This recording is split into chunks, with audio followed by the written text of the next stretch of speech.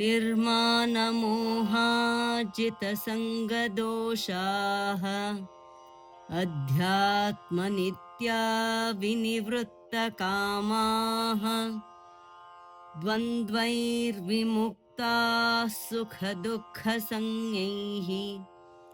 गच्छन्त्यमूढाः पदमव्ययं तत्. Free from pride and delusion, with the evil attachment of conquered, ever dwelling in the self, their desires being completely stilled, liberated from the pairs of opposites such as pleasure and pain, the undeluded thus reach that goal eternal.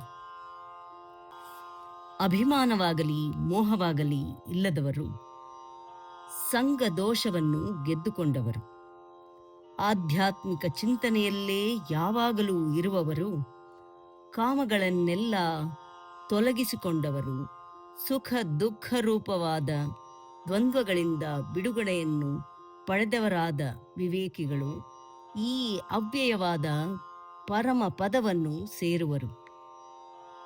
ನಿರ್ಮಾನಮೋಹಾಜಿತಸಂಗದೋಷಾಃ ನಿರ್ಮಾನಮೋಹಾಜಿತಸಂಗದೋಷಾಃ ನಿರ್ಮಾನಮೋಹಾಜಿತಸಂಗದೋಷಾಃ ಅಧ್ಯಾತ್ಮನಿತ್ಯಾ ವಿನಿವೃತ್ತಕಾಮಾಃ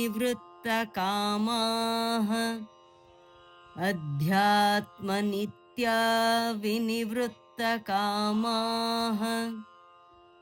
ಅಧ್ಯಾತ್ಮನಿತ್ಯಾ ವಿನಿವೃತ್ತಕಾಮಾಃ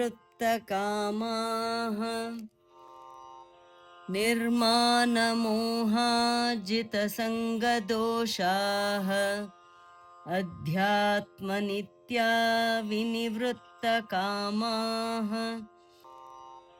ನಿರ್ಮಾನಮೋಹಾಜಿತಸಂಗದೋಷಾಃ ಅಧ್ಯಾತ್ಮನಿತ್ಯಾ ವಿನಿವೃತ್ತಕಾಮಾಃ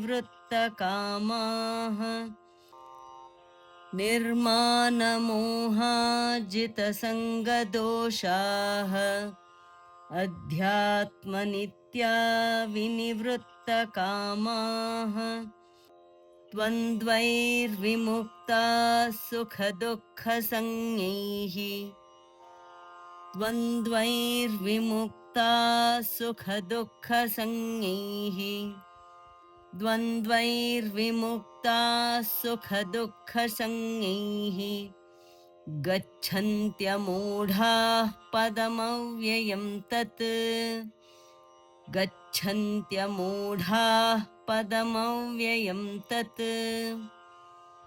ಗಚ್ಚನ್ತ್ಯಮೂಢಾಃ ಪದಮವ್ಯಯಂ ತತ್.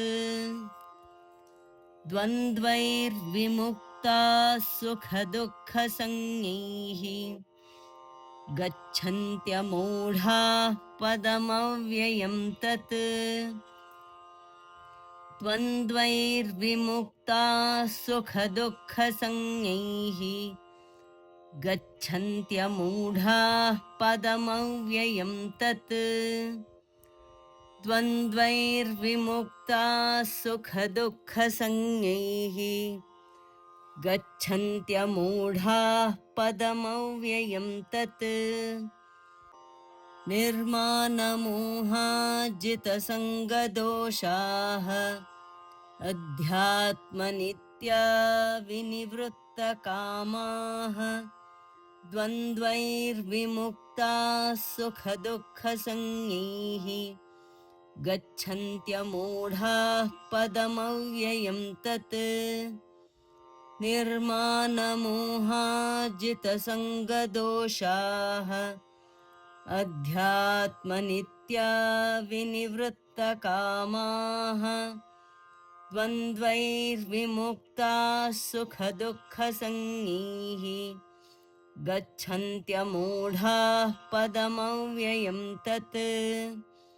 ನಿರ್ಮಾನಮೋಹಾಜಿತಸಂಗದೋಷಾಃ ಅಧ್ಯಾತ್ಮನಿತ್ಯಾ ವಿನಿವೃತ್ತಕಾಮಾಃ ದ್ವಂದ್ವೈರ್ವಿಮುಕ್ತಾ ಸುಖದುಃಖಸಂಜ್ಞೈಃ ಗಚ್ಚಂತ್ಯಮೂಢಾಃ ಪದಮವ್ಯಯಂ ತತ್. ಧನ್ಯವಾದ. ನಮಸ್ಕಾರ. ಶುಭವಾಗಲಿ.